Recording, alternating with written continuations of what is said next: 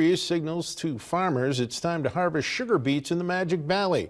Hometown reporter Jordan Scheifler takes us to a sugar beet field in this week's Salute to Idaho Agriculture.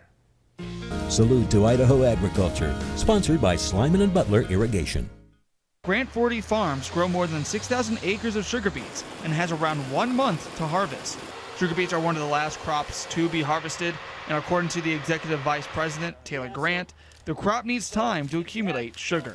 For them to get to that point, it needs to start getting cold. That cold feeling that they'll feel towards the fall time triggers them to say, hey, I got to get ready for the winter time. Once the beet reaches its highest sugar content, it's time for harvest. They first go through and top or defoliate the leaves off the top of the sugar beets and try to scrape the top of the beet where the growing point is at, so they stop growing.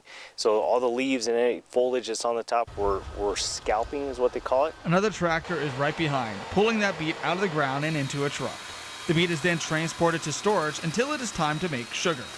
In order for the beets to not spoil broken parking, the chief agriculture officer at the farm says certain conditions must be met.